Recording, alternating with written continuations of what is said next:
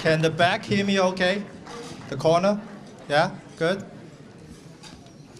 Okay, I guess it's time to formally introduce myself. I am Andrew Yip, and I'm honored to be the president of the City Club this year.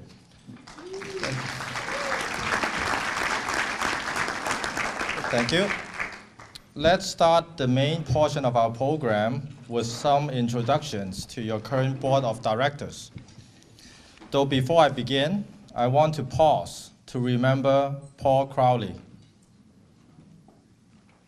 Charles Paul Crowley Jr., also known as Mr. San Marino, joined City Club in 1971, was our club president in 1984.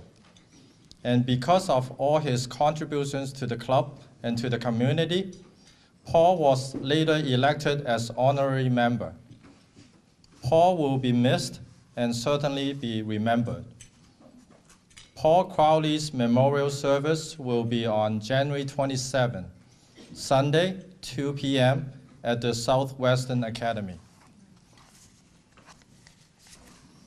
Now, back to our board introduction. We have 4 outgoing board members. Please come up when I call your name, and please hold the applause. Maria McClock, arrangement co-chair. Maria? Okay, can you come up? Marlene Evans, membership co-chair. Marlene? Okay, she's coming up. Our secretary, Erlin Chang. And of course, our immediate past president, Janice Lee McMahon. Janice? And we have prepared a plaque for them to show our appreciation.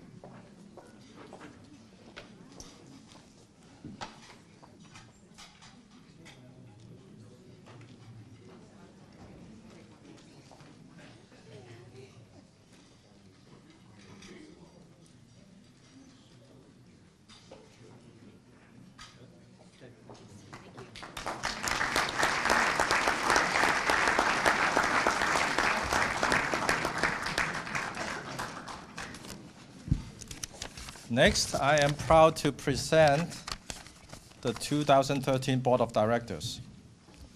Please remain standing and please hold the applause. We have our first Vice President, Jeff Fadley. Second Vice President, Dan Bowes. Secretary, Frank Chang. Our Treasurer, Donna Mann. Arrangements Co-Chair, we have David Wang. Jim Frawley.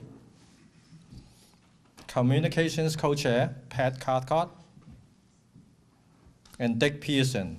Dick had a triple bypass surgery last week, but he's recovering very well. He cannot be with us tonight. Membership Co-Chair, Janet Morgan. Kathy Masumoto. Is Kathy still here? Social Co-Chair, David Studeville. Soma Warner. Soma. And immediate past President, Pete Leffler. Pete. Ladies and gentlemen, the 2013 Board of Directors.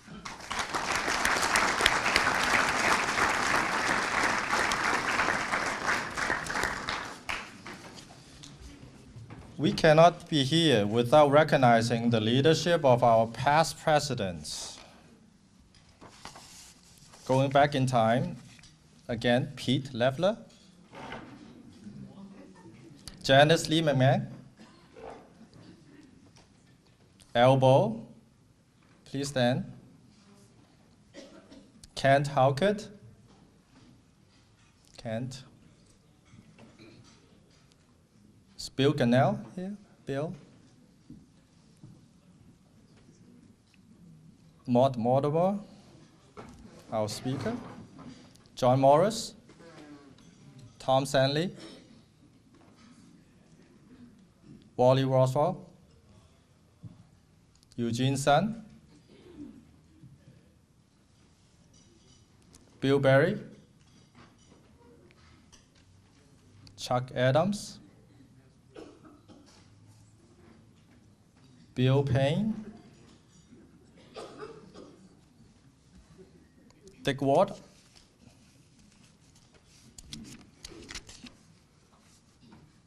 And Lynn Rignall. Is Lynn here? No. Each past president has spent 7 years serving the board, and many of them continue to find other ways to serve the club and the community, so please help me give them a big hand.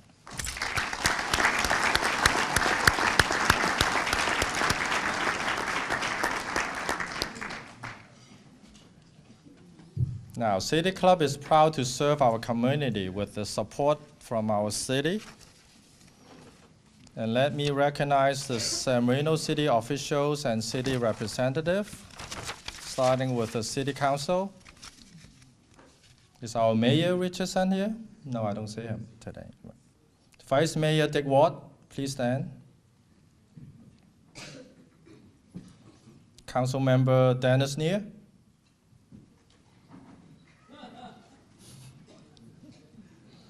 Council Member Eugene Sun. Is Alan Young here? No. Okay. These are the council members.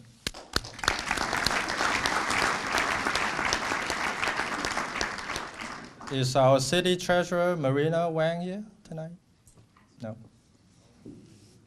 Okay, moving along. Planning and Building Director David Sodena. Dave. Thank you. Our police chief, Tim Harrigan. Tim.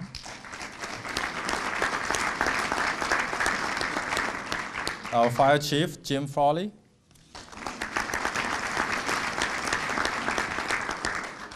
Is a city librarian, Ann here? Ann.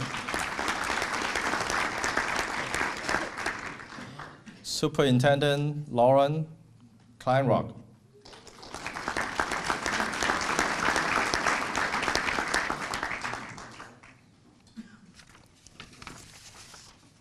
Another thing that I'm proud of is our monthly meetings are well attended by the leaders from other groups. Tonight we have several of them.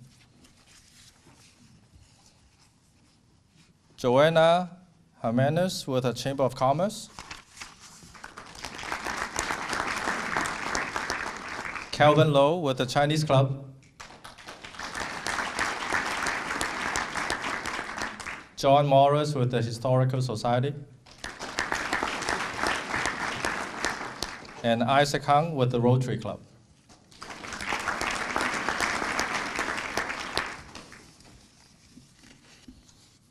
Next, I will have our membership committee co-chair, Janet Morgan, to introduce our new members.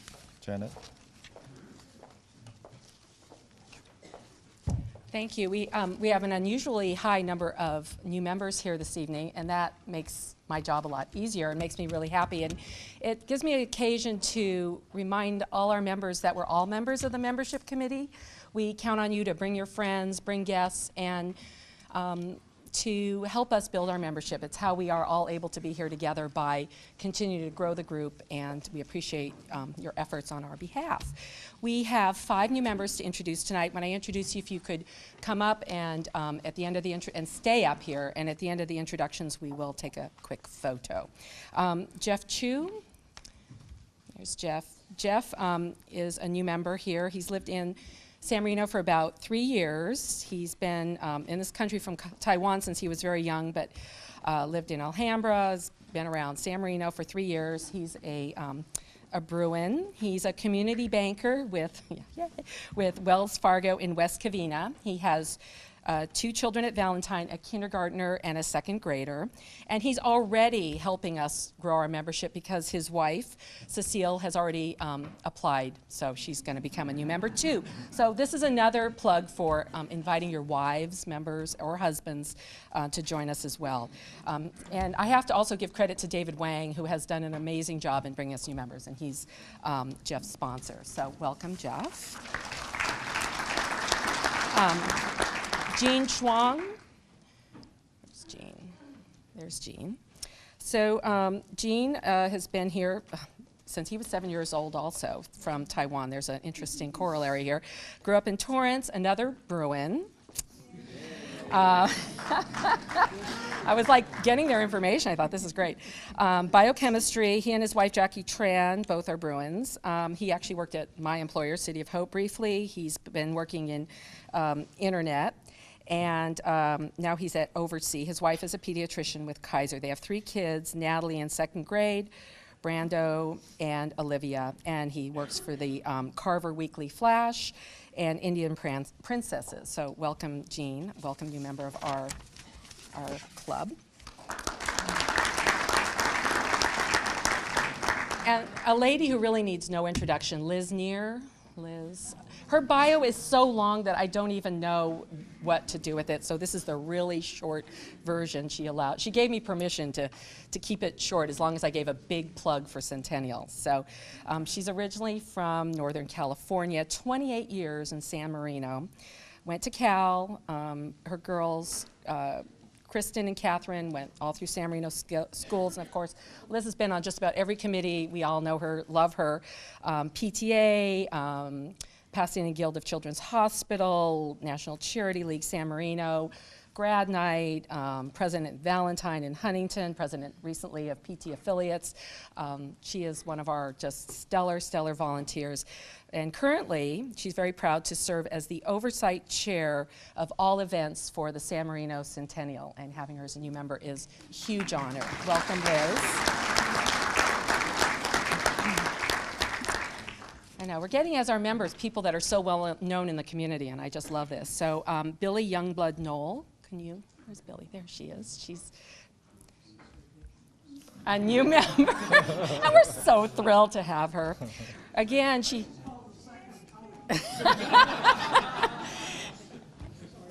And she's got another long vitae that, in the interest of time, I cannot do the entire one, but originally from Canada, but a U.S. citizen, I'm sure to assure you. Bachelor's from University of Minnesota. She's got 2 sons who went to SC, so we've got kind of the whole panoply up here today. 5 in-college grandchildren. She's a trustee of the Crowell Public Library. Very interested in the arts. She's docented at the Huntington, LACMA. Very, very active woman in our community and very welcome member. So glad to have you with us. We're happy to have you. I did this alphabetically just to make it all fair. So Ann Ward, again, we love having the wives of our longtime treasured members join us. So thank you, Ann. I'm going to start your introduction as you walk up. I hope that's okay.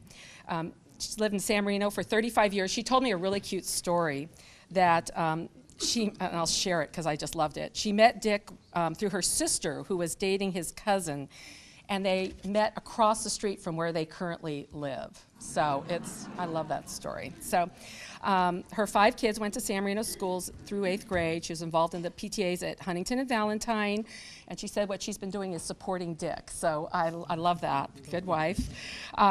Originally from Chicago, moved to LA, and so glad to have you with us. So our new members.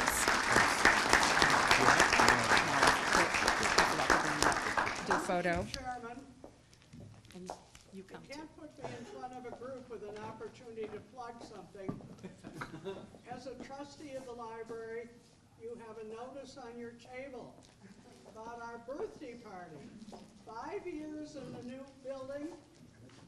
Birthday party 1 to 4, Saturday afternoon, the 26th. Do not miss it. Okay? Plug.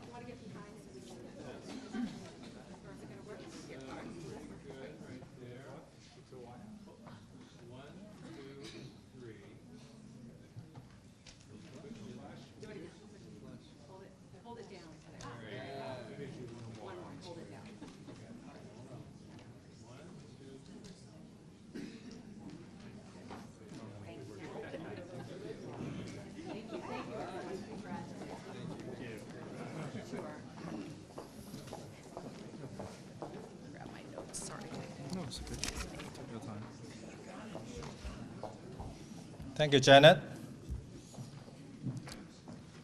I'll bring up our Social Committee Co-Chair, David Studeville, to make an announcement on an upcoming event. Good evening, everyone. Hope you can hear me.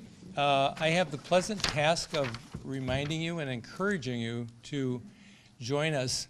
You can't hear me. Can you hear me now? Yes. On February 23rd at the San Gabriel Country Club President's Party. On your table, you should see this invitation. You will get in the mail a formal invitation, as always. And it's a great evening. It's at the San Gabriel Country Club, as I mentioned. Great food, the same band we had for the last several years, dancing for those who want to dance. It's just a lot of fun, and I view it as the social high point of the year for our club. So I encourage you all to think seriously about not only coming, but inviting your friends to join you at your table. And I and Soma will be trying to make sure you're all happy, sitting where you want to sit with the people you would like to sit with. And so the sooner you get the invitation, the RSVPs back to us, the sooner we can accommodate you. So the 23rd, please attend. It's a lot of fun. As those of you who've done it before know, just a great, great evening. That's it. Thank you. Thank you, David. Next, I will bring up Sue Bo, a library board member, to make an announcement. Sue. Party, so please come. I would ask you to look at the back of the invitation because we're very fortunate. We have 20 local authors coming with their books and exhibit with them, and we have 20 of our local artists who have an exhibit that honors the centennial of the city and places in San Marino. Again, 1 to 4 on the 26th. Okay, thank you. Well, I guess this is all the announcements for tonight, and now let's have our first Vice President, Jeff Fadley, to introduce the speaker.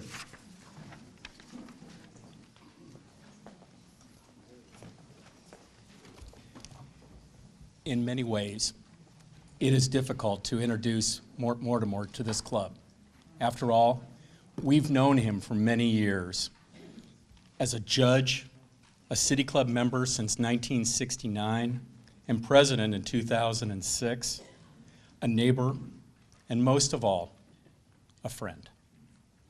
Mort comes to us tonight, but he's bringing, with all of that, but he is bringing his lifelong passion, the Pacific Electric red car. I grew up hearing about the red car from my father, who would talk about endlessly about his red car, San Marino, South Pasadena. And I thought in this centennial year, it would be outstanding, something that all of us would enjoy hearing about. But not having a speaker, I began researching. A friend at the Huntington Library suggested that I look up the Los Angeles Railroad Heritage Foundation. I went to their website just to get some background information. I'm cruising through, and I see a picture. That's the picture that you see in tonight's announcement. Mort Mortimer sitting in a Vista Dome rail car heading to San Diego.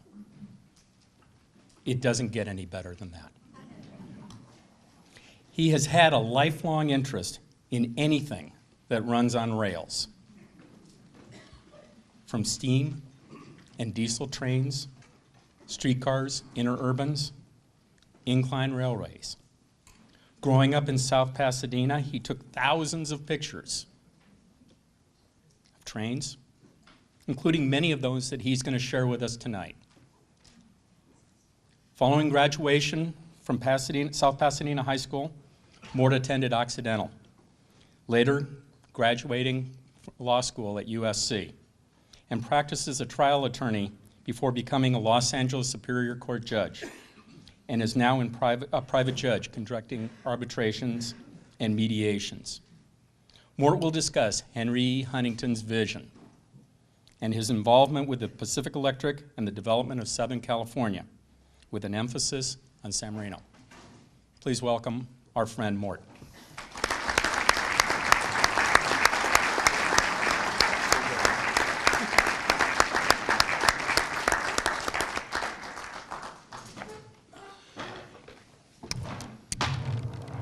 Boy, after that introduction, it better be good.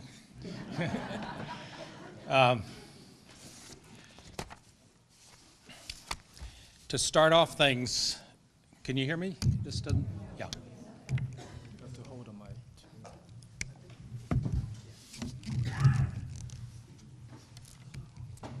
Okay. To start off things, I thought I'd start with a little musical interlude. This is Judy Garland from singing the trolley song from Meet Me in St. Louis. And if you'll remember the song, which I hear it's one of the most popular songs from a movie ever made, there's a mention of Huntington twice in the song. I think it's just by coincidence, but you can hear it.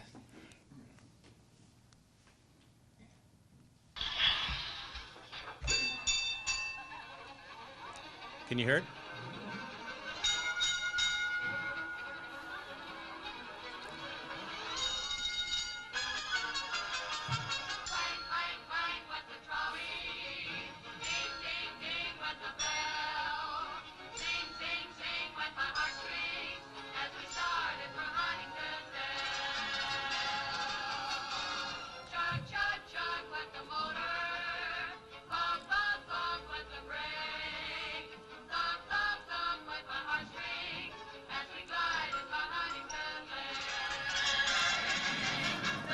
Okay.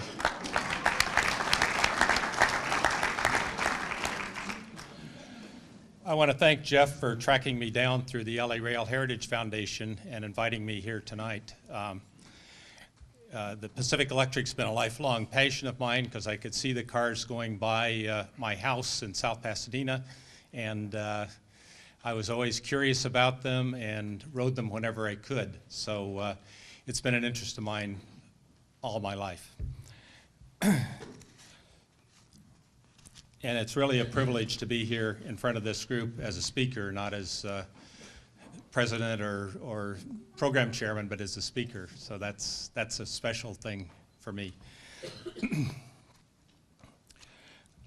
We've often heard of Henry Huntington and his legacy in Southern California. We probably think we know many things about him, but we often forget how important he was in shaping all of Southern California. On your tables, I have put maps of the lines that he was responsible for. He built most of them, and a few he bought that had previously been built. But he was indeed the first urban planner in Southern California. He put the big red cars through all of these cities. Most of the places on that map didn't even exist till he brought the streetcars in and interurban cars in. How many in this room have ridden one of the big red cars in the past? Wow, that's about half of you. I thought I was old. Anyhow, you'll hopefully remember some of what I'm saying tonight if you did ride on those lines. On the map, you'll see that the red cars went clear from Newport Beach, Balboa, San Pedro, Long Beach to the south, up to Mount Lowe and Arrowhead Hot Springs to the north. They went from Santa Monica, Redondo Beach, and San Fernando on the west to Riverside, San Bernardino, and Redlands, and Corona on the east. If you stretched all those lines out back to back, they would go from San Diego to San Francisco and back down to San Diego. That's an incredible number of miles. It took Henry only 10 years to put this system together. Again, that's incredible. He, as I mentioned, was the first urban planner for Southern California. And today, much of Los Angeles, Orange County, San Bernardino County, and Riverside County owe their geography to lines that he laid out.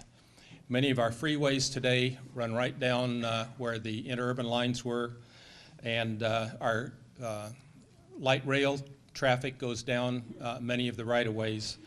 And at many locations, such as Huntington Drive right out front, have green belts, which were where the cars ran down these streets. And now they've been landscaped and maintained as beautiful green belts and wide promenades. And we have Henry to thank about that. When Henry Huntington, what he would do, and this was his vision, he would buy tracts of land, and then he'd put a trolley car line in. And this was, remember, when automobiles were just barely coming into use. He'd put a trolley car line in, and then he'd advertise his tracts of land as accessible to trolley cars. And he would thus he'd subdivide the land and sell it and make a huge profit, more profit than he made off of the red cars. He did this through a company called the Huntington Land Company, which when I was a little kid had offices right here on Huntington Drive in San Marino.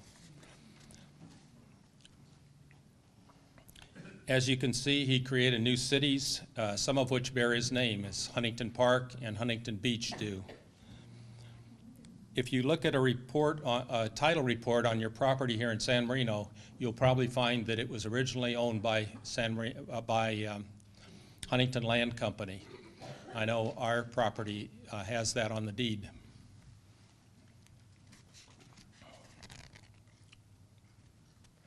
For the first quarter of the century, almost every new tract of land in Southern California, some developed by Huntington and some by others, bragged that they were on a trolley line, and that was their selling point, because you could get to anywhere you wanted to in Southern California if you were on a trolley line.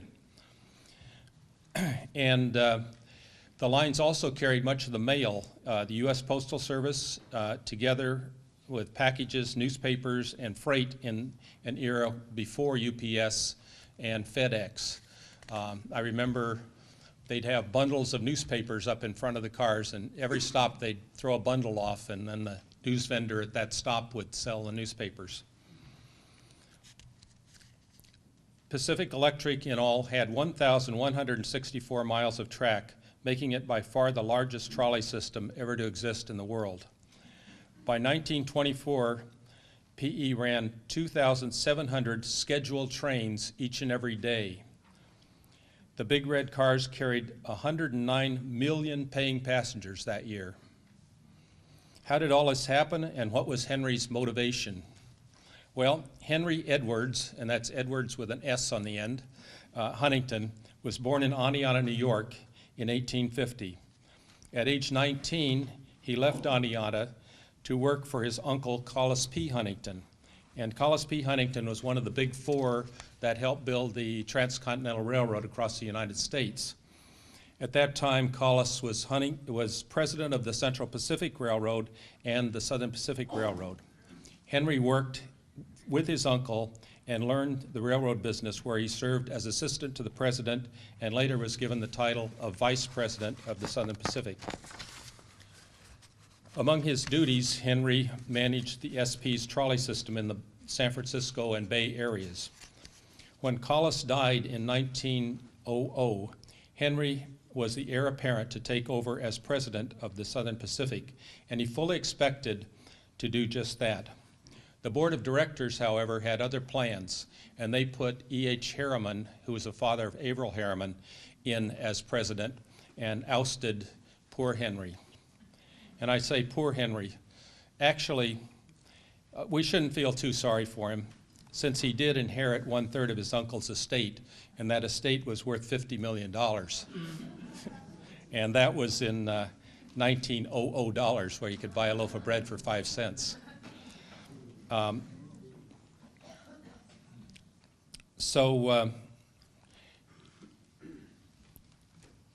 Henry then was one of the wealthiest men in the western United States. The other 2/3 of the $50 million estate went to Collis's widow, Arabella, and Henry later conveniently married her. So that brought together the two largest private fortunes in Southern California. At one time, Henry owned 20 of the biggest businesses in Southern California. Just to name a couple, he needed electricity for his trolley cars, so he founded Pacific Light and Power Company and went as far north as Huntington Lake, believe it or not. He named a lot of things after himself.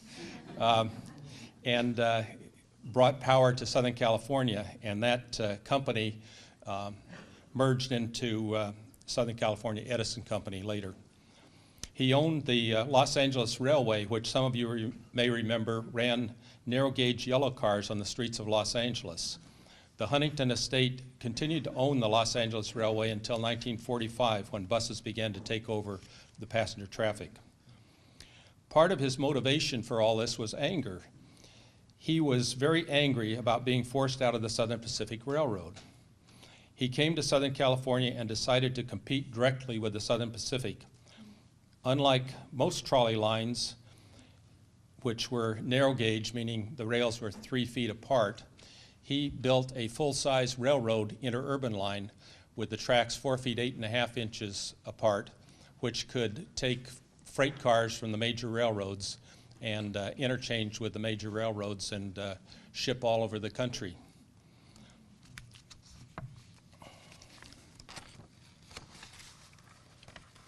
He set out to build not just a street railroad, but an interurban company, meaning that it connected urban areas. In many cases, Henry decided to parallel and directly compete with the SP. An example of this is right here in San Marino. The Southern Pacific had tracks through what is now San Marino. They branched at Alhambra Station on the Southern Pacific and went east through what is now San Marino. They paralleled what is now Huntington Drive a few blocks to the south, and some of you may own property in that area. And it may be mentioned on the deed that that land was once owned by the Southern Pacific. Well, looking closely today, you can still see where those tracks cross Del Mar. If you drive south on Del Mar, just beyond Lorraine Road, in mid-block you can see overhead electrical lines.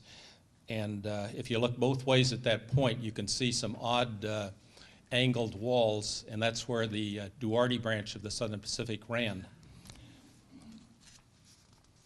This was a line that was very prosperous for the Southern Pacific. They had a mile-long siding in San Marino where they loaded oranges, grapes, and other fruits such as avocados and shipped them all over.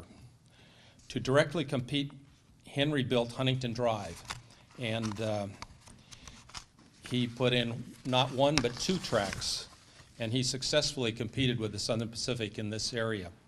Besides the red cars, PE ran huge freight trains right down the center of Huntington Drive. They had electric locomotives, sometimes 2 hooked together, and on rare occasions they ran steam locomotives right through our otherwise peaceful city. I'll show you a picture of that in a few minutes.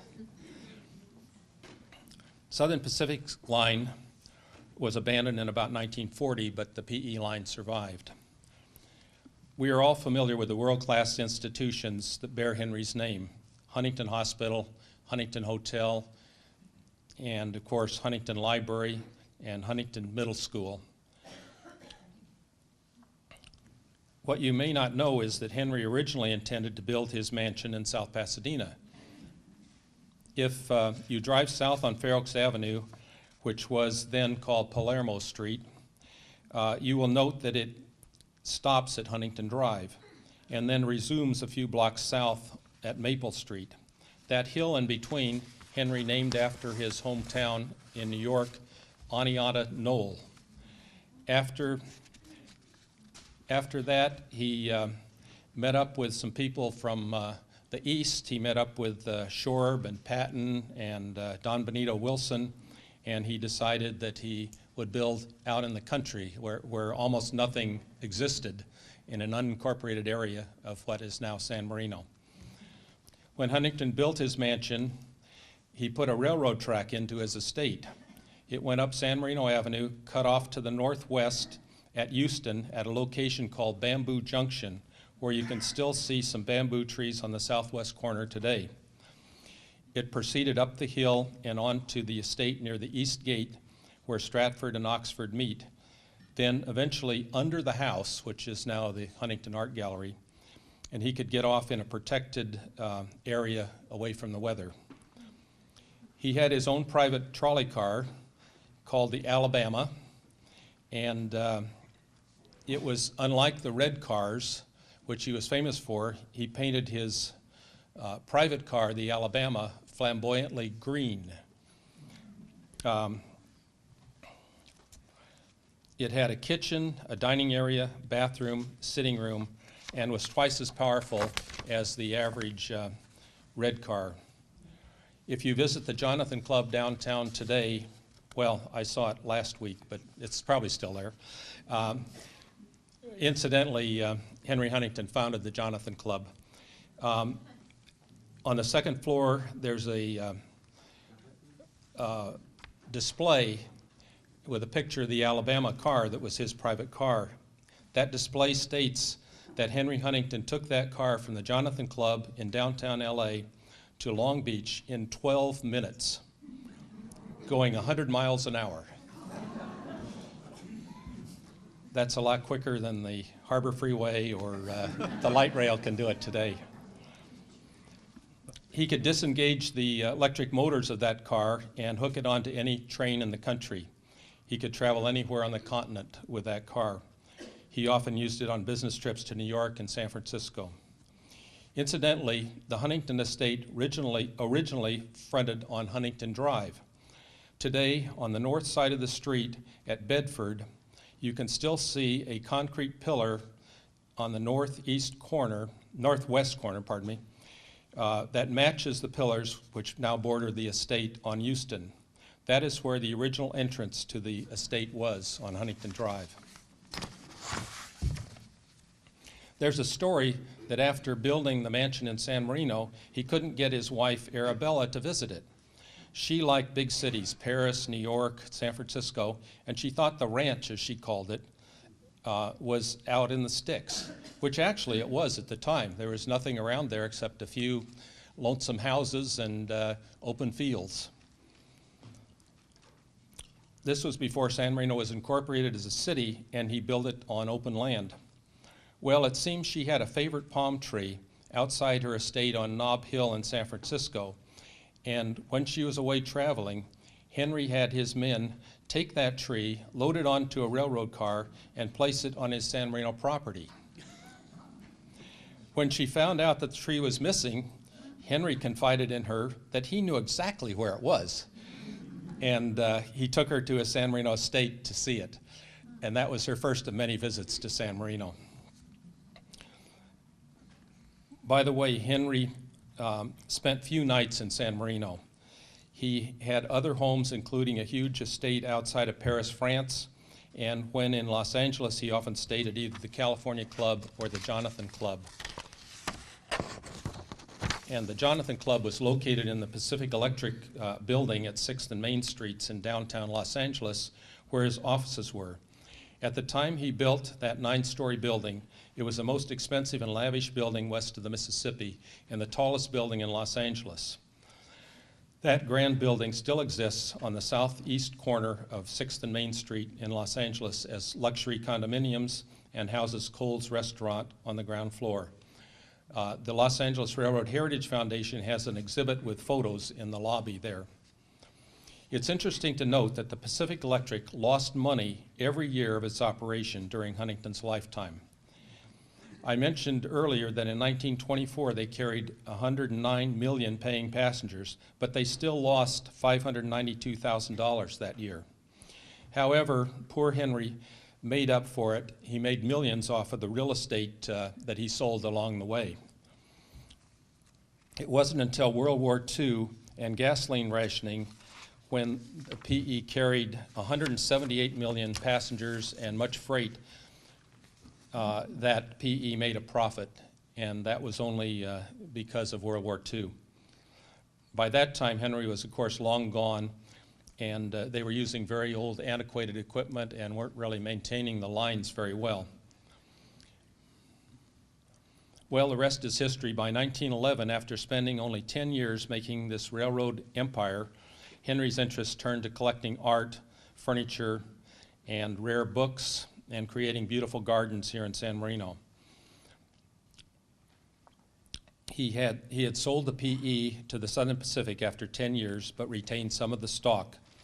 When people told him that he was paying too much for his collections of treasures, he would respond that it's all in what you paid with. You can see, as you see, that he would often pay in stock in these companies, and a lot of the companies didn't make any money. So he really wasn't giving much away. I don't know if the Gutenberg Bible was purchased that way or not. Anyhow,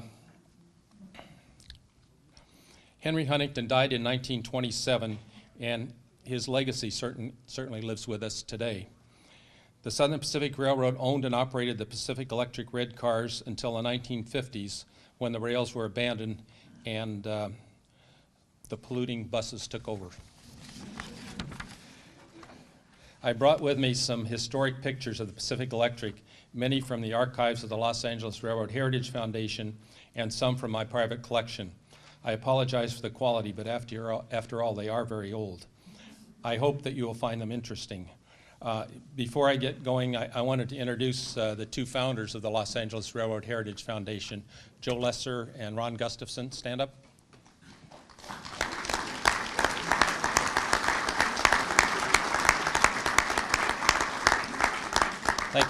Thank you for coming. Can we have the lights, please?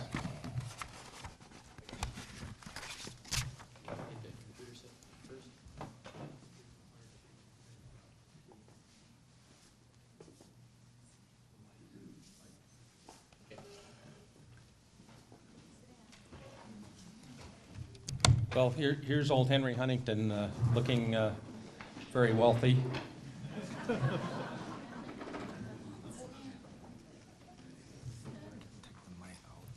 that'd be better. Does this one work? Oh, this is for the channel 19. Okay. Oh,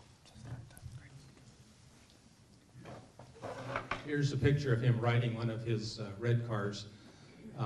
Political cartoon, obviously, but it shows Marina del Rey, Venice, Hollywood, and the sign that's cut off there is Pasadena.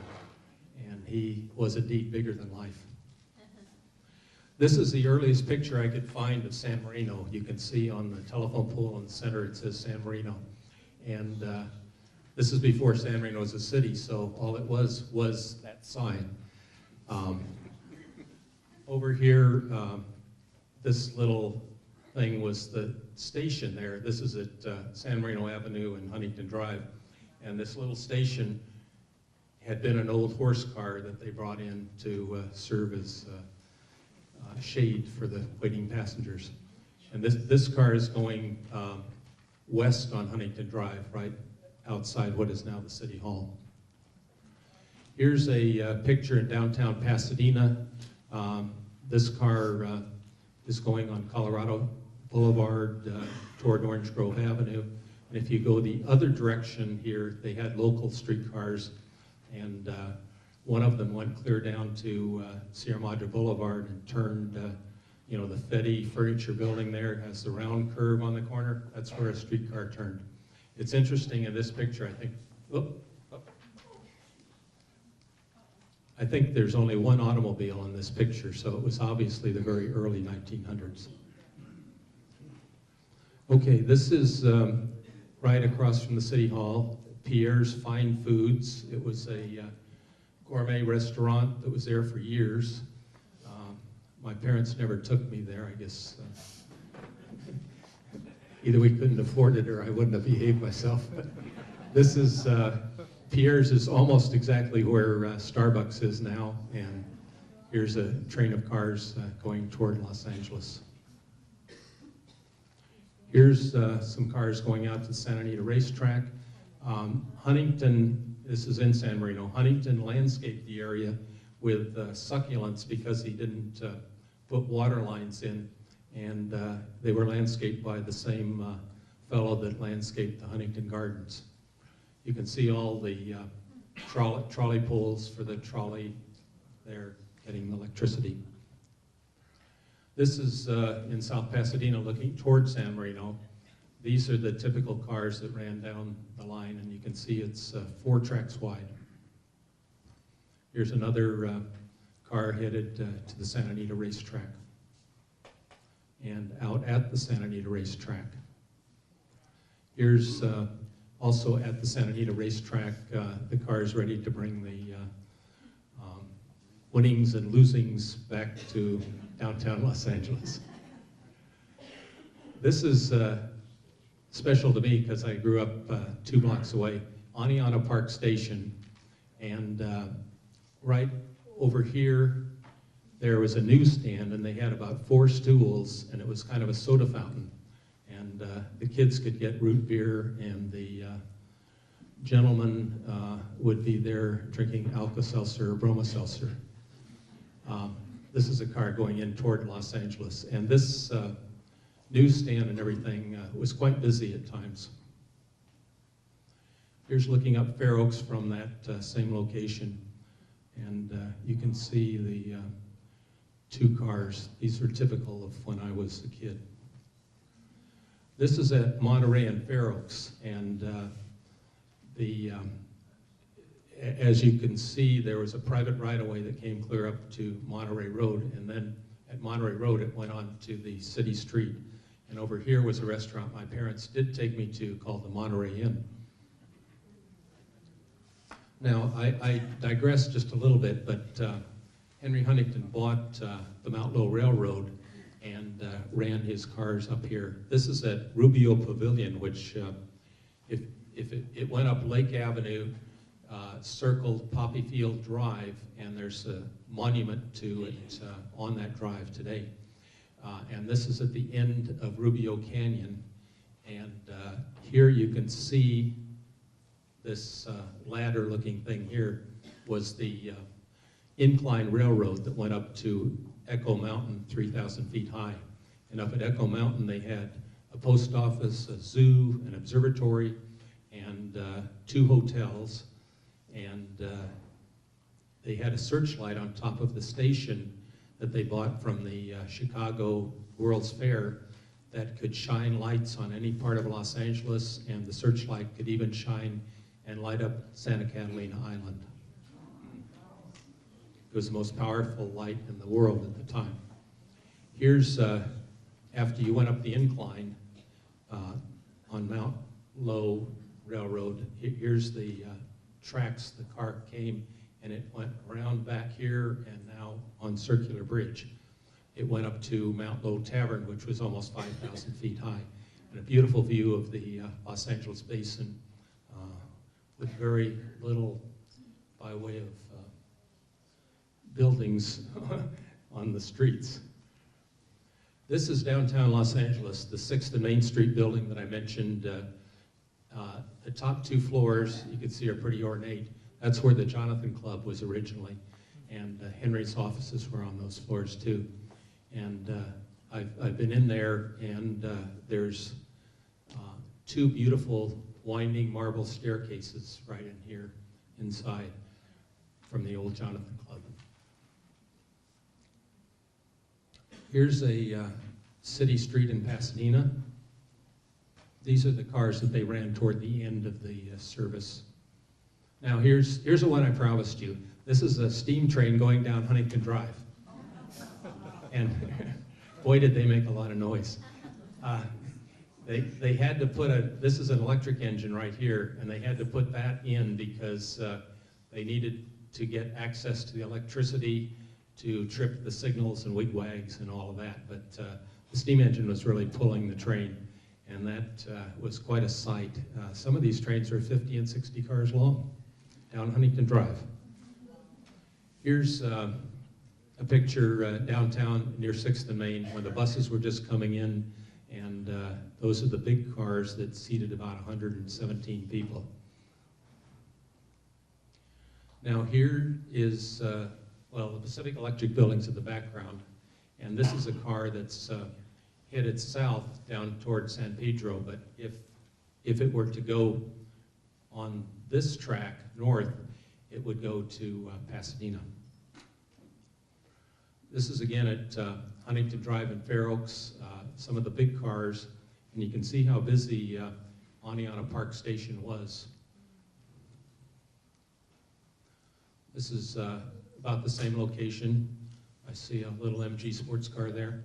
This is Fair Oaks Avenue and Huntington Drive, and you can see the Christmas decoration, so it must have been around the holiday season. Here's another shot there at Aniana Park Station. There's a big thrifty drugstore with a lunch counter that would seat almost 100 people. There was a supermarket on the corner behind where the car is, and there was a 5 and dime store on Huntington Drive behind the station over here. And you can also see the old Auto Club signs that some of you may remember. This is again at Huntington and Fair Oaks.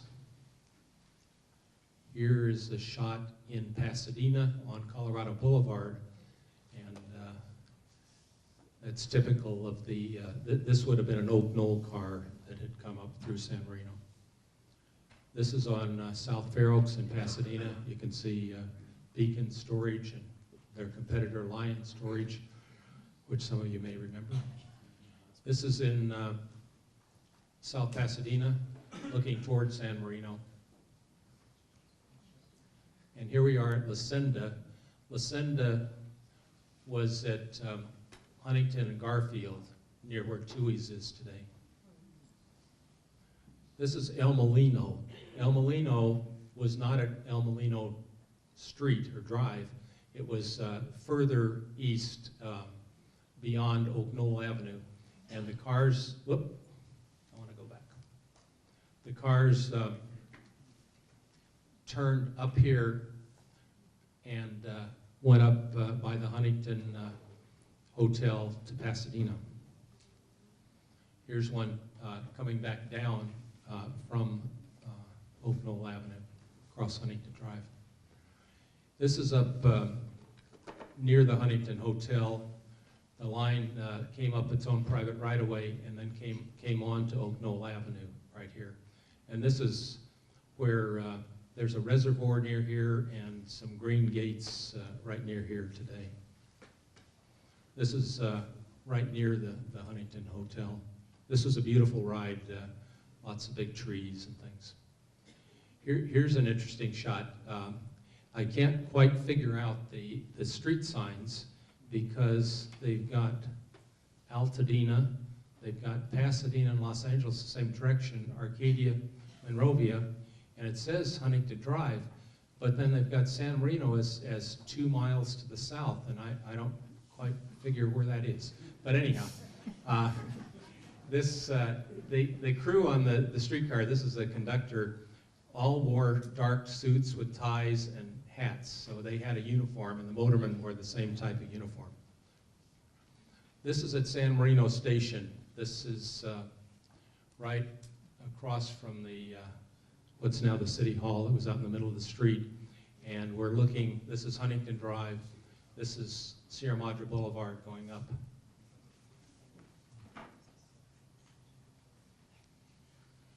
Here we have a car going up to Sierra Madre, and this is at Sierra Madre Station. And you can see the station has both Pacific Electric and Southern Pacific on the sign, and they ran freight up there. Another shot along Huntington Drive, just going into just coming from San Marino. This is a little car that was unique. It's the only one that ever was painted like that. And it's a car that they kept at Huntington Drive and Sierra Madre Boulevard at times to run the shuttle up to Sierra Madre. Here we are along Huntington Drive. This is almost the end of the line. The line went out to Azusa and Glendora, and they had a big station there, but it was mostly for freight. This is again at San Marino. You can see the City Hall over here now. And anybody remember Woody and Eddie's? Woody and Eddie's, it says steaks, but they were more noted for, as a watering hole. It was the closest bar to San Marino. And it existed through the 1960s, I think. Okay, we're getting into the next part of it. So, we can have the lights again, please.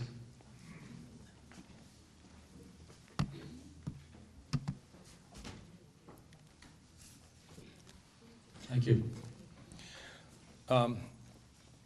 This last part of the presentation is my memories growing up riding the red cars in the 1940s and 50s. I took hundreds of pictures and I brought just a few that I'll show you at the end of this. I won't bore you with many, but I brought some that were of this area. The Pacific that I remember came out Huntington Drive from downtown Los Angeles. The trip took about 30 minutes, which is about the same time it takes to drive it today if there's not much traffic. Approaching San Marino, the line went down Huntington Drive and stops were every few blocks. So there was a stop at La Senda, which is Garfield Avenue, El Molino, and Oak Knoll, St. Albans, Virginia Road, Palmas, San Marino, Winston, Gainsborough, and Rose Station, which was at San Gabriel Boulevard. And that's about where Woody and Eddie's was. The line along Huntington Drive was 4 tracks wide to El Molino Station, and then 2 tracks wide through San Marino. Automobile traffic went both ways on both sides of Huntington Drive. That would be a mess today.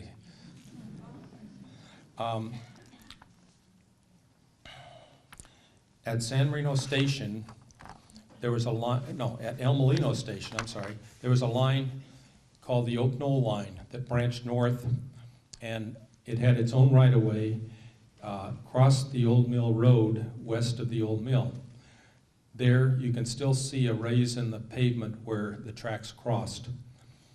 They then proceeded uphill and joined Oak Knoll Avenue and went by the Huntington Hotel, wound around and continued up Lake Avenue through Pasadena, and then turned left onto Colorado Boulevard and went to Fair Oaks Avenue.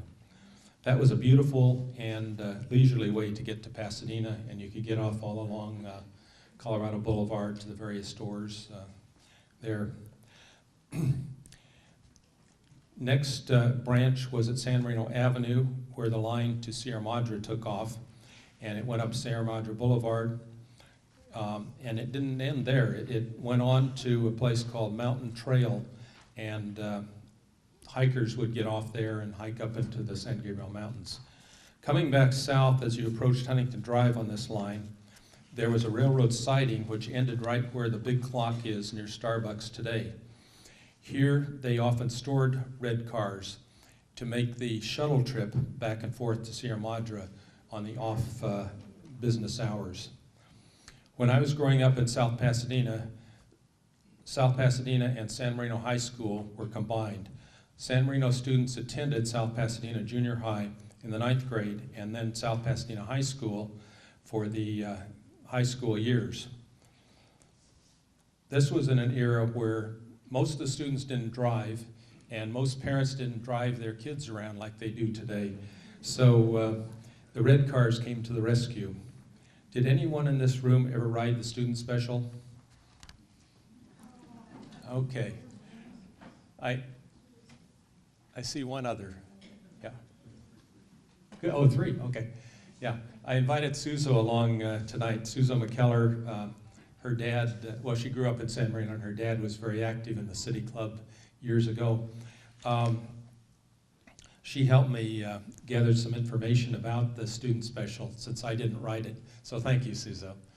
I had her ask her friends, and she emailed quite a few of them, asking them how much it cost to ride the student special.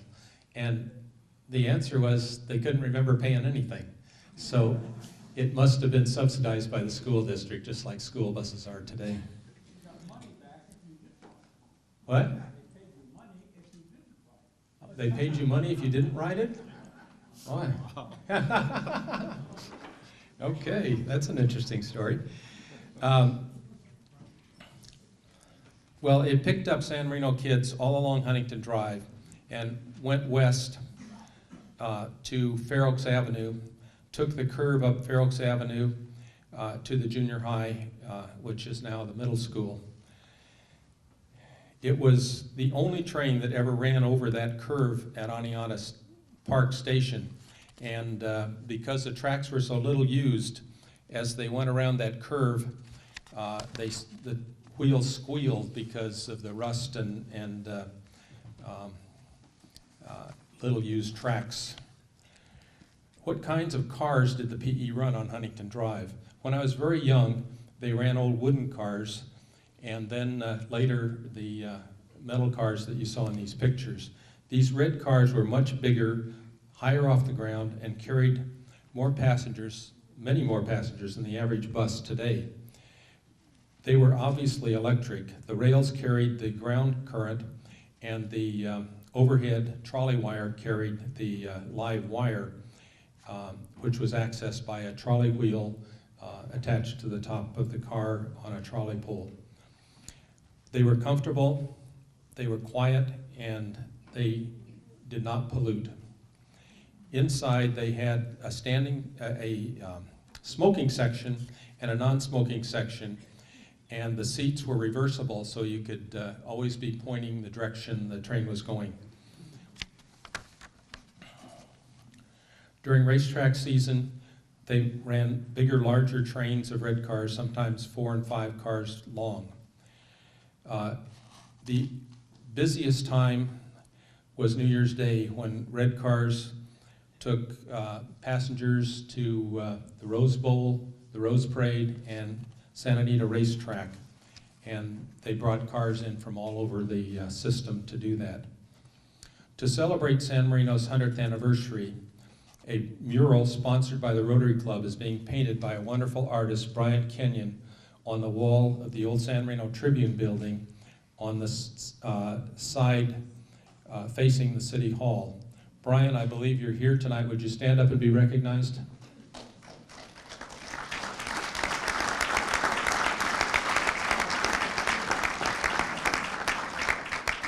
Thank you, Brian. You may see Brian up on those scaffolding things. He's got the picture outline now. He's going to spend a few weeks filling it in. That project will show a 1000 class wooden red car, and it's in memory and remindful of Henry Huntington and what the big red cars did to develop our city.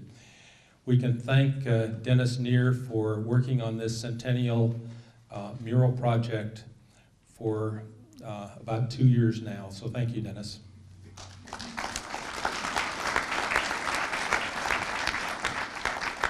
Growing up, I was always fascinated by the big red cars, which I could see from my house.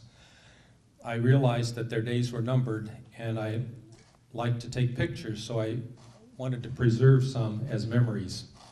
So I have now a few pictures. They were Kodachromes, and I just brought a few because I didn't want to bore you, but I do have many more. So here again, let's turn out the lights and see these pictures. Okay, this is the emblem that was on the side of the cars, and look how bright the colors were. This is, if you go out the front door here, this is a part of Huntington Drive you'd see. This is right near Huntington Middle School. And it's a 3-car train going the direction that the student special went, and a 1-car train coming out. Here is the student special outside the junior high school. kids are just getting on. You can see the nice fashions they wore in those days. And here they are getting on the train. They had a good time. They had various pranks. And this gal right there, about 15 years later, married my best friend. Here's Aniana Station again, as I remembered it, the newsstand and soda fountain right in there. Here's a car coming down Fair Oaks Avenue in South Pasadena. And another one going up the street in South Pasadena. No, actually it's coming down, but it's coming off Fair Oaks to Huntington Drive. You notice it says enter front. Well, these little cars were more handy. They were closer to the ground, and they had only one man operating the whole thing. He served as conductor and motorman. So you had to enter the front so you could pay him, because obviously the motorman had to be up front. Here's another car at Huntington and Fair Oaks. Now, this is down at General Hospital area, but I wanted to show you, these were, they call them box motors, but they were railway post offices and carried freight and what the UPS and FedEx people carry today. Here's a special car. It was the president's car after Huntington's time. And it had long, deep front windows because they could see the tracks and inspect the lines through this car. This car still exists out at the Orange Empire Railway Museum in Paris, California. And here's the same car on Fair Oaks. That's a Union Pacific freight train going by, crossing Fair Oaks. And okay, now, this was, I wrote down the date so I wouldn't forget it. September 30th, 1952. The night before, at midnight, on a Saturday night, was the last scheduled train on the Northern District of the Pacific Electric, which included Huntington Drive. And the next morning, Sunday morning, my dad and I, well, my dad drove, I didn't drive, and found these two cars were still stranded in El Sereno. So my dad asked the fellow that was there if I could ride in the last car on the Northern Division. He said, sure, hop aboard. So here we are going down through El Sereno in the last car on this line. And here we are approaching Macy Street Yards in the edge of Los Angeles. Now, the next Monday morning, they brought out a maintenance away car and started tearing down the overhead wires, as you can see. And they had put a gunny sack over the wigwag. And then this is in South Pasadena looking toward San Marino. They'd begun to tear up the tracks a few weeks later. And cars were put out to pasture. This is down at National Metal and Steel Company on Terminal Island. My dad took me down there and we bargained with the guy at the front desk and bought bells and whistles from these cars. So I have a collection of brass bells and whistles from these cars today. Here's our artist getting to work on the mural. And here's what it's going to look like. It's going to be beautiful.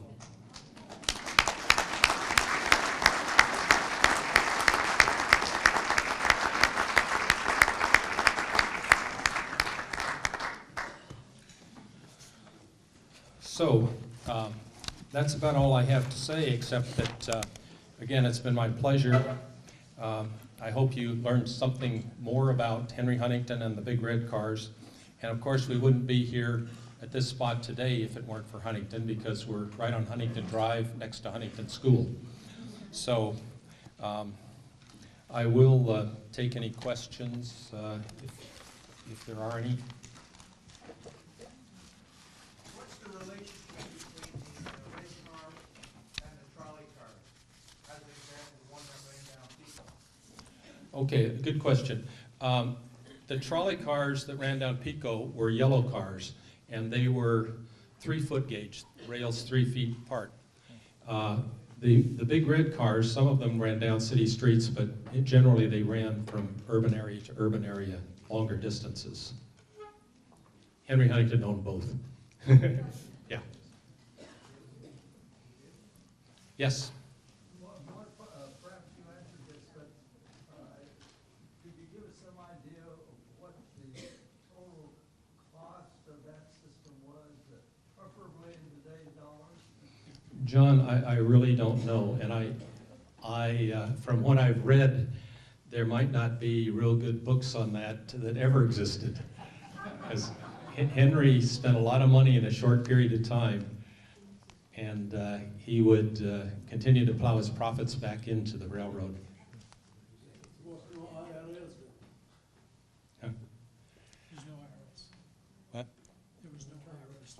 Yeah. John? You want to talk about some of the pranks that the students would pull as they went over to South Pasadena? I wouldn't know anything about that. No, I heard something, Suzo, you said stink bombs? Stink bombs, and they had, I forget what you call them, but kind of, they sounded like firecrackers you could put on the tracks and they go bang, and they do that. Anything else, Suzo? Well, just being rowdy in the cars. Oh, you were? Yes, in the back. Dennis? Oh. Oh. What sort of an incline could a red car accomplish? Well, I've seen some pretty steep grades on the lines. A major railroad can do about 3% is a steep grade for a major railroad. I would guess these did about 6 to 8%, maybe even more, because they went up Lake Avenue in Pasadena, they went up Oak Knoll, lots of steep grades. They might go a little slower, but you know, with electric motors, you don't have a gear shift or anything, and they could just go on up. Yes?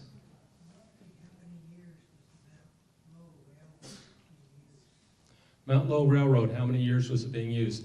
It was built by Thaddeus S.C. Lowe in the mid-1890s, and he went bankrupt with the thing, and Henry Huntington bought it in about 1903, 04, somewhere in there, and it ran until the late 1930s.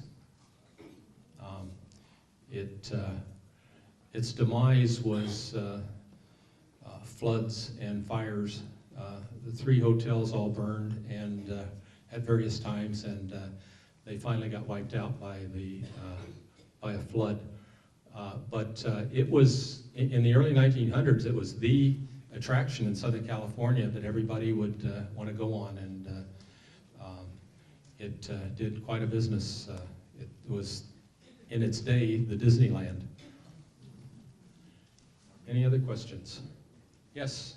In Minneapolis, when they stopped all the trolleys for buses, they sold all the trolleys to Lima, Peru. Now, did any of these cars get sold to, you know, in the... Yeah, good question. Some of the newer big 1,200 cars were sold to Buenos Aires, I believe, and there were some that were sold to other countries, yes, but I don't think they're still running today. Dick Ward.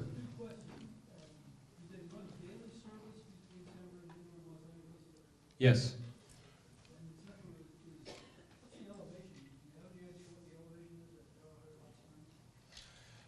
No, I don't, but it's where that big hotel that later became a religious center, when you go up to Crestline, that's where it was. And of course, they got Arrowhead Spring Water there.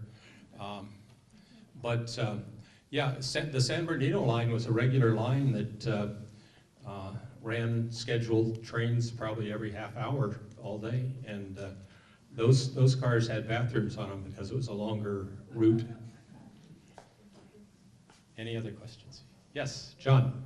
Was there a principal reason why the whole railway went under? That's the question I was waiting for.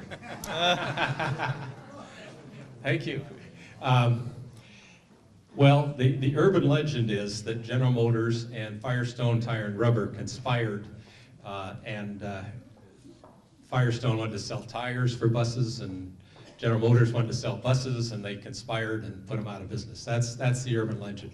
Well, obviously those companies wanted to make a profit, and obviously they did sell a lot of buses, but there were a lot of other factors going on. First of all, people began to rely on the convenience of an automobile. They're more flexible in routes and times, so people began using automobiles. That in turn led to more congestion. The red cars ran across quite a few city streets, and with more automobiles, there's more congestion, accidents, and slowing down. So that slowed things down. And probably the other factor is that, as I mentioned, they never made any money except 1 or 2 years during the war. So they didn't have the money to plow back into building new equipment or improving the road crossings or anything like that. And it was an antiquated system by the time I knew it. And nobody was willing to spend that kind of money on a losing proposition. They couldn't see any profit in it. If a government had stepped in like they have now with the gold rail, it would have been made a lot of sense to keep it, but that wasn't available, I guess. So, good question. Yes? Did anybody profit from the right-of-ways?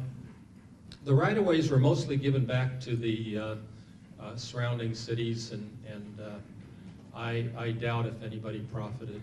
They didn't really sell them, although they sold my dad and I some signs and things along the way, but they didn't really sell the land. They just more or less abandoned it. Well, and another factor in the demise of the red cars was that they had to maintain their own right-of-way and tracks and all that, which is very expensive, and buses could just run on city streets, so they didn't have to maintain right-of-ways with buses.